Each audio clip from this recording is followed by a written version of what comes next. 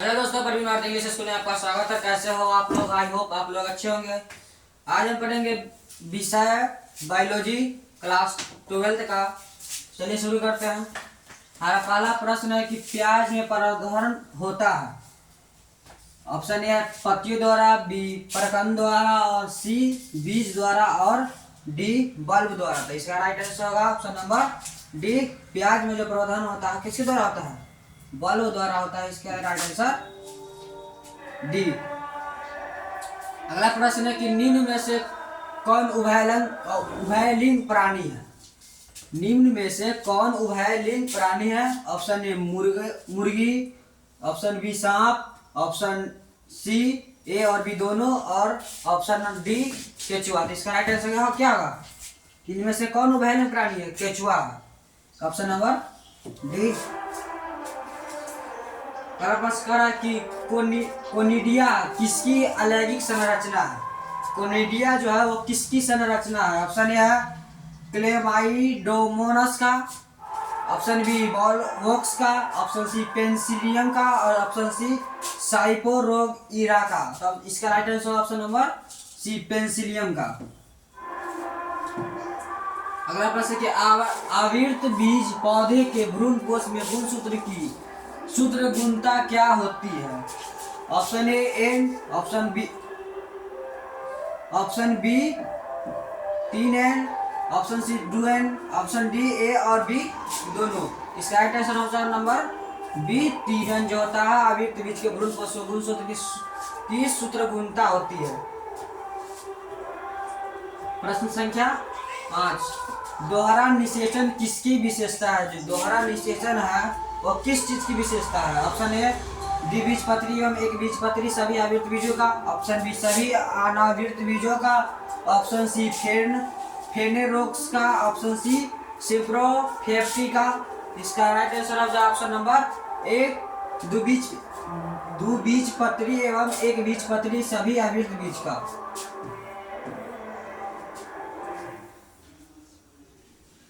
अगला प्रश्न है कि अंड समुच्चय बना होता है। अंड जो समुच्चय जो बना होता है वो किस चीज से बना होता है?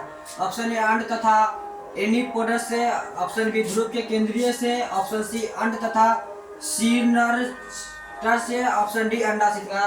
Right answer option number C अंड तथा सिनर्जिडस से। अगला प्रश्न है कि परागभित्ति होती है। परागभित्ति होती है क्या होती है? एक स्तरीय, ऑप्शन बी द्विस्तरीय, ऑप्शन सी त्रिस्तरीय, ऑप्शन डी बहुस्तरीय। Right answer option number B द्विस्तरीय। अगला प्रश्न है कि पादपों में एम्फिबियन उभयस्थानी किससे संबंधित है? ऑप्शन ए शैवाल से, ऑप्शन डी बायोफाइट से, ऑप्शन सी कवक से, और ऑप्शन डी टेरिडोफाइट से। तो ऑप्शन इसका right answer option number B bryophyte से। अगला प्रश्न, भ्रूण कोश वाले बीजों को क्या कहा जाता है? भ्रूण कोश वाले बीजों को क्या कहा जाता है? ऑप्शन एपोकार्पिक, ऑप्शन बी बहु भ्रूणता, option C endocarpic, option D endospermic. इसका right answer option number D endospermic. अगला प्रश्न है कि वायु परागन किसमें नहीं होता? वायु परागन जो होता है वो किसमें नहीं होता है? ऑप्शन ए घास में, ऑप्शन बी मक्का में, ऑप्शन सी गेहूं में, ऑप्शन सी सेलिया में। वायु परागन किसमें नहीं होता है? तो सेलिया में वायु परागन नहीं होता है। इसका right answer option number D. अगला प्रश्न है कि निम्न में से कौन सी अगुणित संरचना है? निम्न में से कौन सी अगुणित संरचना?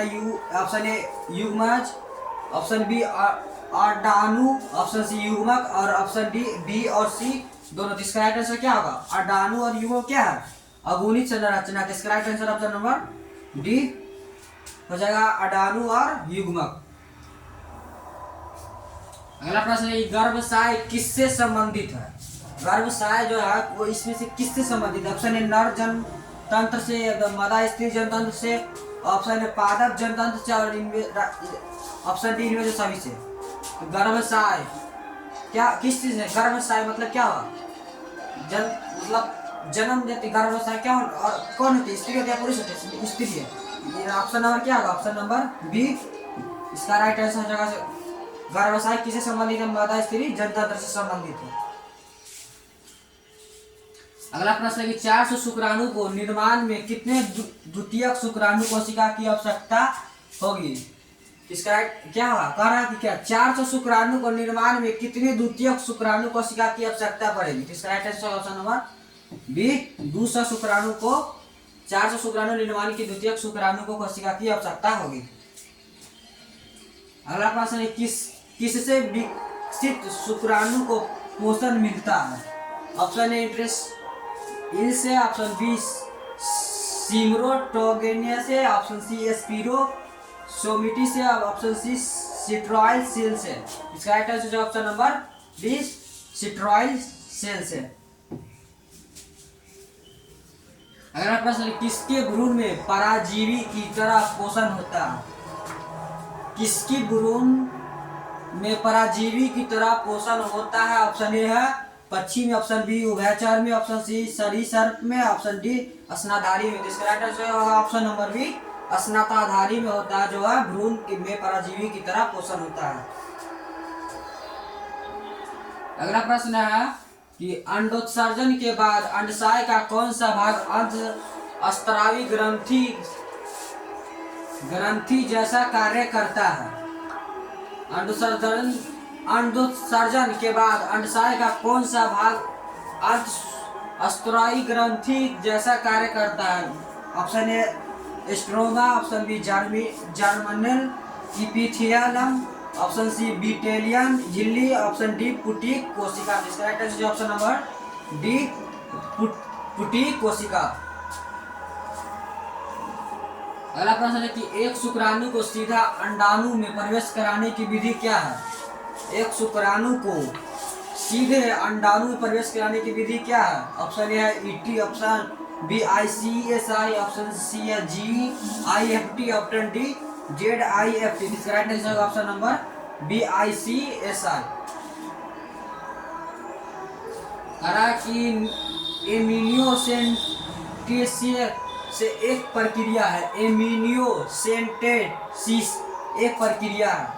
ऑप्शन ए मस्तिष्क की बीमारी को जानने की, ऑप्शन बी भ्रूण में किसी आनुवंशिक रोग के निर्धारण की, और ऑप्शन सी हृदय में किसी बीमारी के निर्धारण की, ऑप्शन डी ए और सी। इसका right answer option number B भ्रूण में किसी आनुवंशिक रोग की निर्धारण की, जो है एमिनियोसेंटेसिस एक प्रक्रिया है। अगला प्रश्न है कि स्वबहुगुणित कृत्रिम रूप से प्रेरित की जा सकती है। ऑप्शन ए है क्लोचिन द्वारा, ऑप्शन बी क्लोरोफॉर्म द्वारा, ऑप्शन सी क्लोचिसिन द्वारा, ऑप्शन डी क्लोरोक्विन द्वारा। इसका right answer option number C जो है क्लोचिसिन द्वारा होगा। स्वबहुगुणित कृत्रिम रूप से प्रेरित की जा सकती किसके द्वारा, क्लोचिसिन द्वारा। अगला प्रश्न है कि ऑटोसोमल प्राथमिक नॉन डिसजंक्शन के कारण होने वाला रोग कौन है। ऑटोसोमल प्राथमिक नॉन डिसजंक्शन के कारण कौन सा रोग होता है। ऑप्शन ए है दांत कोशिका आरक, option B Klinefelter syndrome, option C Turner syndrome, option D Down syndrome. इसका right answer option number C Turner syndrome होता है। इसके कारण कौन सा होता है, टर्नर सिंड्रोम। अगला प्रश्न है कि सबसे अधिक तथा सबसे कम जीने वाला मानव गुणसूत्र इनमें से कौन सा है। इनमें से कौन सा गुणसूत्र है जो सबसे कम जीता है। ए में है गुणसूत्र 21 एवं वाई, ऑप्शन बी है गुणसूत्र 1 और 1 एवं x, ऑप्शन सी गुणसूत्र 1 एवं y, ऑप्शन डी गुणसूत्र x एवं y। इसमें कौन है ऑप्शन नंबर सी गुणसूत्र 1 एवं और 1 और y जो है वह सबसे कम जीने वाला मानव गुणसूत्र है। अगला प्रश्न है कि क्रोमोसोम संख्या 21 के ट्राइसोमी से होने वाला आनुवंशिक विकार है। Option A Klinefelter syndrome, option C Turner syndrome, option D Down syndrome, option D thalassaemia. इसका right answer option number C जो है इसका डाउन सिंड्रोम, इसका राइट आंसर हो जाएगा। अगला प्रश्न है कि किसके द्वारा जीन के बीच की दूरी मापी जाता है। जीन का जो दूरी है किसके द्वारा मापी जाती है? एक एस्ट्रॉम के द्वारा, माप इकाई द्वारा, और ऑप्शन सी डॉप्सन इकाई द्वारा, ऑप्शन डी मिलीलीटर द्वारा। तो किसके द्वारा नापा जाता है जीन के दूरी, किसके द्वारा मापी जाती है? तो माप इकाई द्वारा जीन की दूरी मापी जाती है। इसका right answer option number B. अगला प्रश्न है कि सैटेलाइट डीएनए एक उपयोगी साधन है। ऑप्शन ए लिंग निर्धारण का, ऑप्शन बी अंग संवर्धन का, ऑप्शन सी फोरेंसिक विज्ञान का, ऑप्शन डी उत्तक सार्वजनिक क्या है? इसका राइट आंसर क्या जाएगा? ऑप्शन नंबर सी फोरेंसिक विज्ञान का जो है सैटेलाइट डीएनए का एक उपयोगी साधन है। क्या हो? फोरेंसिक विज्ञान। अगला प्रश्न है कि डी ऑक्सीराइबोज तथा राइबोज सारकारद एक ही वर्ग के है जिन्हें कहा जाता है, क्या कहा जाता है? ऑप्शन ए है ड्रोसोसेस, option C pentoses, option C hexoses, option D heptoses. इसका right answer option number B जो है पेंटोसोस कहा जाता है इसको। डीऑक्सीराइबोज तथा राइबोज के एक ही वर्ग क्या कहा जाता है? पेंटोसेस कहा जाता है। अगला प्रश्न है किसी डीएनए में कोडेन ए है, इसकी एंटीकोडन क्या होगी? किसी डीएनए में कोडन ए है, इसकी एंटीकोडन क्या होगी? तो ऑप्शन नंबर हो जाएगा इसका, ऑप्शन क्या दिया हुआ है? ऑप्शन ए है U, option B A, option C T, option D AUG। तो इसका right answer option number B A जो है इसका एंटीकोडन हो जाएगा। ये जो हो जाएगा इसका एंटीकोडन हो जाएगा। अगला प्रश्न है कि लेक ऑपरॉन किसका प्रतिनिधि है? लेक ऑपरॉन जो है किसका प्रतिनिधि है? अनुदेशी जीव क्रियाविधि का, ऑप्शन बी दमनकारी जीन विधियों का, ऑप्शन सी गृह संचालन जीन संरचना का, ऑप्शन डी इनमें से सभी का। इसका राइट आंसर ऑप्शन नंबर ए है अनुदेशी जीन क्रियाविधि का जो है वह लेक ऑपरॉन है, उसी का तकनीक किया है कौन? अनुदेशी जीन क्रियाविधि हो जाएगा इसका राइट आंसर। अगला प्रश्न है कि टर्नर सिंड्रोम में कितने गुणसूत्र होंगे? टर्नर सिंड्रोम में कितने गुणसूत्र होते हैं? ऑप्शन ए है 45, option B 46, option C 47, option D में से कोई नहीं। तो टर्नस में कितने गुणसूत्र होते हैं? 45। इसका राइट आंसर ऑप्शन नंबर ए। इसका राइट आंसर क्या होगा? 45। टर्नस में कितने गुणसूत्र होते हैं? टर्नस में 45 गुणसूत्र पाए जाते हैं। अगला प्रश्न है कि आयरन के आधार अनुक्रम AUC GCCU GA का सही आधार अनुक्रम डीएनए में क्या होगा? इसका राइट आंसर क्या है? ऑप्शन क्या दिया हुआ है? आधार आयरन में एक आधार अनुक्रम AUC GCCU GA का सही आधार अनुक्रम डीएनए में क्या होगा? Option A TTGCGGACT, option B TAGCGGACT, option C है UAGCGGACU, ऑप्शन डी है TAGCCCACT। इसका right answer option number B TAGCGGACT हो जाएगा। इसका सही अनुक्रमण जो है ऑप्शन नंबर बी हो जाएगा। अगला प्रश्न का ऑपरेंट मॉडल क्या प्रदर्शित करता है? ऑपरेंट मॉडल क्या प्रदर्शित करता है? ऑप्शन ए जीन का संश्लेषण, ऑप्शन बी जीन का एक्सप्रेशन, और ऑप्शन सी जीन का रेगुलेशन, और ऑप्शन डी जीन का फंक्शन। ऑपरेंट मॉडल क्या प्रदर्शित करता है? ऑप्शन नंबर सी जीन का रेगुलेशन जो है ऑपरेंट मॉडल प्रदर्शित करता है। ऑप्शन नंबर क्या हो जाएगा? सी इसका राइट आंसर हो जाएगा। अगला प्रश्न है कि डीएनए निम्न में से किसका आनुवंशिक पदार्थ है? डीएनए जो है इनमें से निम्न में से किसका आनुवंशिकता पदार्थ है? Option A TMV, option B bacteriophage, option C A और बी दोनों, और ऑप्शन डी इनमें से कोई नहीं। इसका राइट आंसर कौन हो जाएगा? डीएनए इनमें से किसका आनुवंशिक पदार्थ है? क्या बैक्टीरियोफेज का जो है डीएनए आनुवंशिकता पदार्थ है। राइट आंसर हो जाएगा ऑप्शन नंबर बी। अगला प्रश्न है कि पक्षियों तथा तितली का डैना कैसा अंग है? पक्षियों तथा तितली का डैना कैसा अंग है? इसका ऑप्शन है, ऑप्शन ए एटाबीसिटिक अंग, ऑप्शन नंबर बी औषधि अंग, ऑप्शन सी समाजत अंग, ऑप्शन डी असमाजत अंग। इसका राइट आंसर कौन हो जाएगा? ऑप्शन नंबर डी असमाजत अंग जो है पक्षियों और तितली का डैना कैसा अंग है। अगला प्रश्न है कि मनुष्य निम्नांकित में से किस ऑर्डर तथा किस कुल का सदस्य है? मनुष्य जो है निम्नांकित में से किस ऑर्डर तथा किस कुल का सदस्य है? ऑप्शन ए है एंथ्रोपोडिया तथा पोगिडी, ऑप्शन बी है प्राइमेट्स तथा पोगिडी, ऑप्शन सी है प्राइमेट्स तथा होमिनिडी, ऑप्शन डी इनमें से कोई नहीं। इसका क्या आंसर हो जाएगा? ऑप्शन नंबर सी प्राइमेट्स तथा होमिनिड क्या हो जाएगा? मनुष्य ऑर्डर तथा कुल का सदस्य हो जाएगा ऑप्शन नंबर सी प्राइमेट्स तथा होमिनिडी। अगला प्रश्न क्या है? अगला प्रश्न है कि एक कीड़ना है, एक कीड़ना क्या है? ऑप्शन ए योजक करी, ऑप्शन बी औषधि अंग, ऑप्शन सी विलुप्त करी, ऑप्शन डी इनमें से कोई नहीं। तो एक कीड़ना क्या है? एक कीड़ना जो है एक योजक करी है। क्या आंसर हो जाएगा? ऑप्शन नंबर ए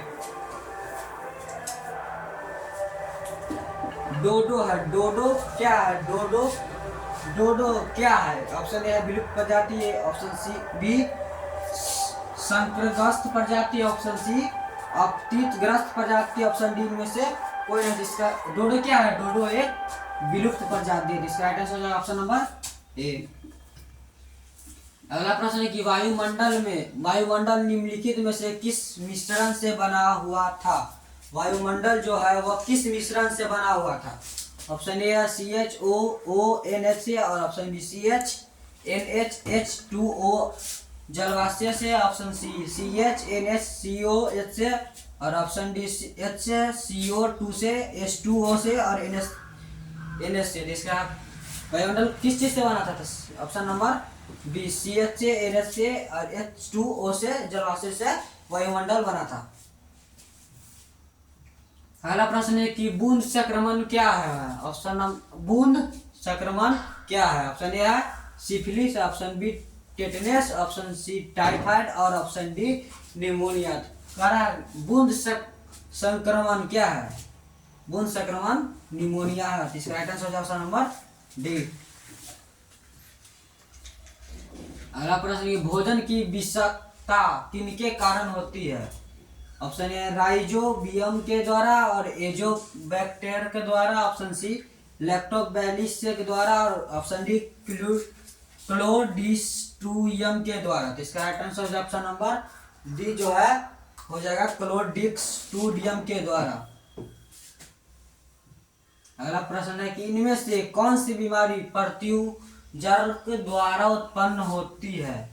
इनमें से कौन सी बीमारी जो है जो प्रत्युजर के द्वारा उत्पन्न होती है? ऑप्शन ए त्वचा कैंसर, ऑप्शन बी है ज्वर, ऑप्शन सी इंटेरिक ज्वर, ऑप्शन डी गंड, और ऑप्शन नंबर इनमें से कौन है प्रत्युजर द्वारा कौन सी बीमारी होता है? तो ऑप्शन नंबर बी है ज्वर जो होता है वो प्रत्युजर के द्वारा बीमारी है।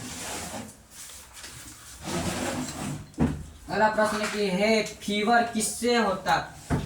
फीवर जो किस चीज से होता है? ऑप्शन ए विषाणु से, ऑप्शन बी विटामिन की कमी से, और ऑप्शन सी एलर्जी से, ऑप्शन डी इनमें से कोई नहीं। फीवर किस चीज से होता है? तो ऑप्शन नंबर सी है एलर्जी के कारण फीवर होता है।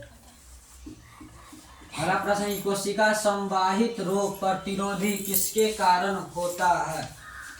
कोशिका संवाहित रोग प्रतिरोधी किसके कारण होता है? ऑप्शन है बी लिम्फोसाइट से, ऑप्शन बी है टी लिम्फोसाइट से, ऑप्शन सी दोनों, सी प्लाज्मा कोशिका। कोशिका संवाहित प्रतिरोध किसके कारण होता है? Option number B T lymphocyte के द्वारा, टी लिम्फोसाइट्स के द्वारा कोशिका संवाहित रोग प्रतिरोध होता है। अगला प्रश्न है कि एड्स विषाणु का आनुवंशिक पदार्थ है। एड्स विषाणु का आनुवंशिक पदार्थ है। ऑप्शन ए एक कुंडलीय DNA, ऑप्शन बी ए कुंडलिन आयरन, ऑप्शन सी दी कुंडली डीएनए, ऑप्शन डी दी कुंडलिन आयरन। इसका right answer option number B, एक कुंडलिनी आयरन के द्वारा जो है एड्स विषाणु का आनुवंशिकता पदार्थ कौन है, एक कुंडलिन आयरन। अगला प्रश्न है कि बुचेरियन बैक्रोफैटी आदमी में फाइलेरिया रोग पैदा करता है, उस पैदा करता का समूह क्या है। ऑप्शन ए है प्रोटोजोआ, ऑप्शन बी जीवाणु, ऑप्शन सी विषाणु, ऑप्शन डी हेलमिंथ। इसका right answer option number option number D हेलमिंथी द्वारा होता है। चेरी बैक्रोन आदमी में फाइलेरिया रोग पैदा करता है। अगला प्रश्न है किसी रिट्रोवायरस में आनुवंशिकता पदार्थ है। Option A RNA, option D DNA, option C hnRNA, option D split gene. इसका right answer option number A RNA के द्वारा जो रिट्रोवायरस में आनुवंशिकता पदार्थ है। अगला प्रश्न है सोमोक्लोन विविधता किनके द्वारा प्राप्त की जाती है। ऑप्शन ए उत्तक संवर्धन से, ऑप्शन बी गामा किरणें से, ऑप्शन सी उभय मिश्रण से, और ऑप्शन डी रासायनिक उत्परिवर्तन से। इसका राइट आंसर ऑप्शन नंबर ए उत्तक संवर्धन से सोमोक्लोन विविधता द्वारा प्राप्त होता है। किसके द्वारा, उत्तक संवर्धन से। अगला प्रश्न है कि राजू मधुमक्खी निषेचन अंडे से उत्पन्न होती है तथा इसका लावा खाती है, कौन खाती है। ऑप्शन ए है शहद, ऑप्शन बी पराग, और इसका सी रॉयल जेली, या ऑप्शन डी सूक्ष्म जीवी। रानी मधुमक्खी निषेचन अंडे से उत्पन्न होती है तथा इसका लाव कौन खाती है, क्या खाती है, royal jelly. Option number C हो जाएगा इसका राइट आंसर। हमारा प्रश्न है कि मत्स्य पालन किससे संबंधित है। मत्स्य जो पालन है वो किस चीज से संबंधित है। ऑप्शन ए जलीय पौधे से, ऑप्शन बी जलीय जंतुओं से, ऑप्शन सी रेशमा के कीट से, ऑप्शन डी लाह के कीट से। इसका राइट आंसर ऑप्शन नंबर जलीय पौधा से जो है मत्स्य पालन संबंधित है।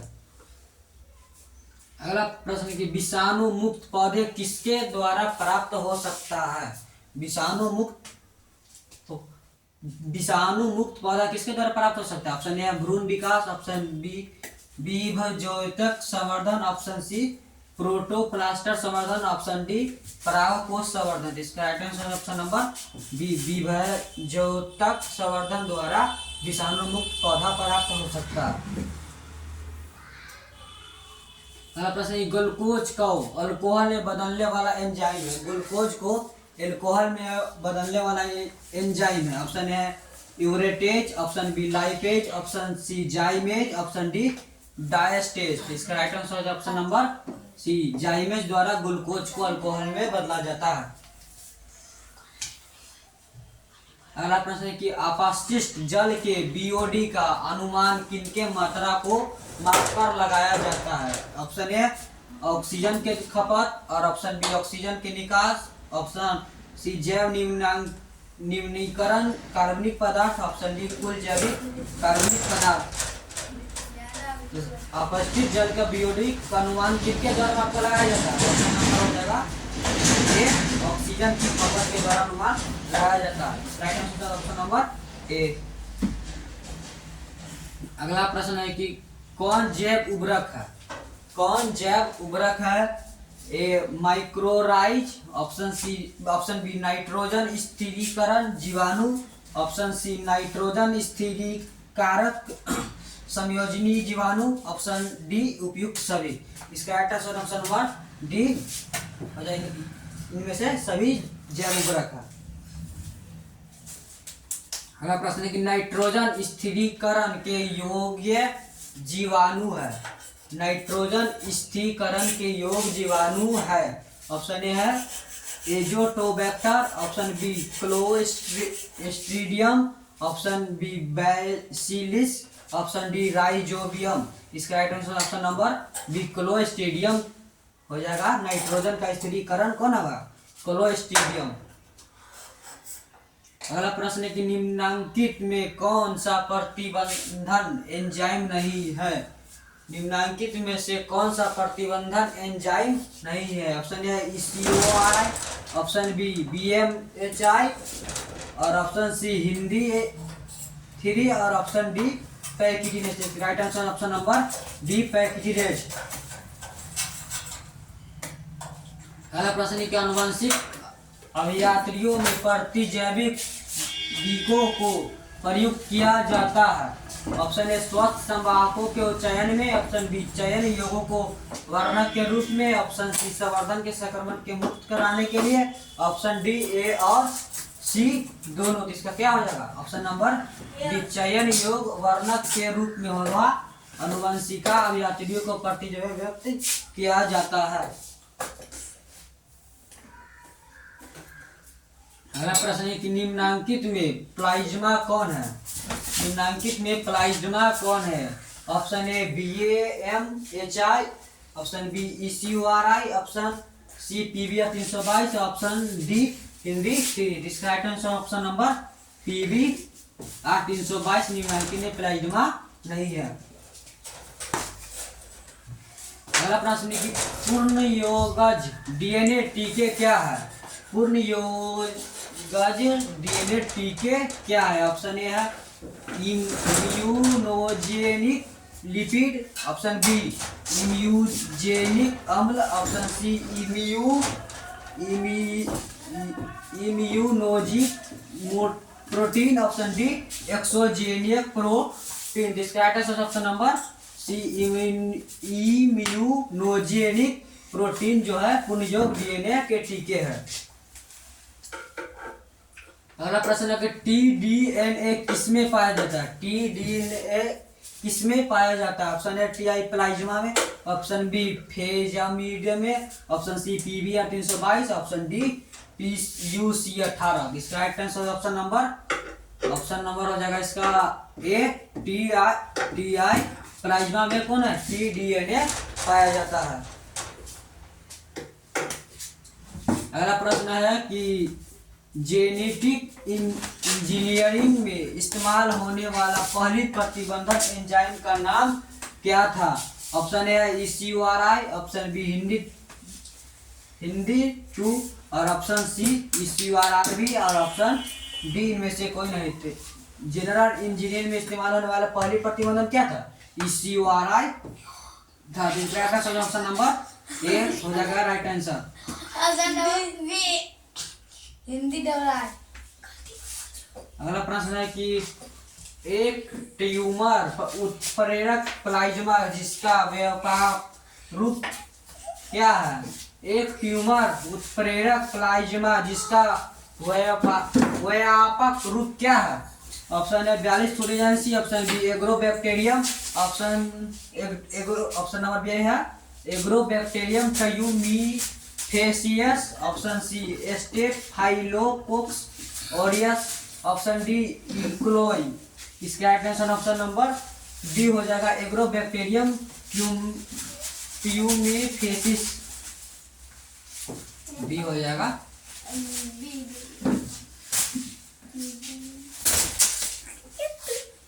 ऑप्शन नंबर 60 मतलब 60। अगला प्रश्न है ट्रांसजेनिक मूसोचूहों का प्रयोग किसके लिए कर सकते हैं। ट्रांसजेनिक मूसोचूहा का प्रयोग जो है किसके लिए कर सकते हैं। ऑप्शन ए वैक्सीन की सुरक्षात्मक जांच हेतु, ऑप्शन बी उर्वरक की क्षमता के प्रभाव हेतु, ऑप्शन सी प्रतिजैविक की खुराक हेतु, ऑप्शन डी इनमें से सभी।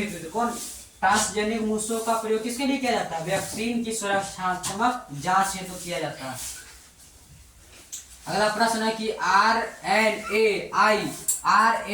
RNAi का प्रयोग रोगाणुओं को नियंत्रित करने हेतु किस पौधे में किया जाता है। ऑप्शन ए तंबाकू, ऑप्शन बी आम, ऑप्शन सी आलू, ऑप्शन डी पॉपी। RNAi का प्रयोग रोगाणु नियंत्रित हेतु किस पौधे में रोकने हेतु किया जाता है। ऑप्शन ए तंबाकू में इसको रोकने के लिए किया जाता है। इसका राइट आंसर ऑप्शन नंबर ए तंबाकू में। अगला प्रश्न है कि प्रोटोप्लास्ट कल्चर का फ्यूजेन क्या है? ऑप्शन ए तरल nitrogen, option B PEG, option C lactic अम्ल, ऑप्शन डी इनमें से सभी। तो प्रोस्ट्रोल कल्चर का फ्यूजोजेन क्या है? पीईजी है इसका फ्यूचर। प्रोप्लास्टर कल्चर का फ्यूजोजेन क्या है? पीईजी है। इसका right answer option number B. अगला प्रश्न है कि सिल्क धागे में कौन सा प्रोटीन होता है? सिल्क धागे में जो होता है कौन सा प्रोटीन होता है? ऑप्शन ए फ्रीबोइन, ऑप्शन बी एल्ब्यूमिनियम, option C globulin, option D क्रेलिटिन। इसका राइट आंसर हो ऑप्शन नंबर ए फ्रीबोइन। अगला प्रश्न है कि मरुस्थलीय अनुकूलन का उदाहरण है। मरुस्थलीय अनुकूल का उदाहरण क्या है? ऑप्शन ए आवेग, option B Nagphani, option C A और बी दोनों, ऑप्शन डी ट्राफा। इसका राइट आंसर क्या हो जाएगा? ऑप्शन नंबर सी नागफनी और आवेगा क्या है? मरुस्थलीय अनुक्रमण का उदाहरण है आवेग और नागफनी। इसका right answer option number C A और बी दोनों।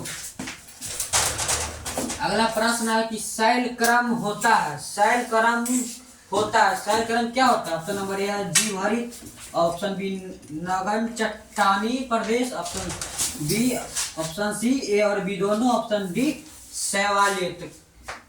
शैलक्रम होता है, जीवहरित भी होता है, नगन चट्टान भी होता है। इसका right answer option number C A और बी दोनों हो जाएगा, जीवहरित और नगन चट्टान प्रदेश। अगला प्रश्न है कि निम्नलिखित में से कौन सा अकार्बनिक पदार्थ का उपयोग करता है?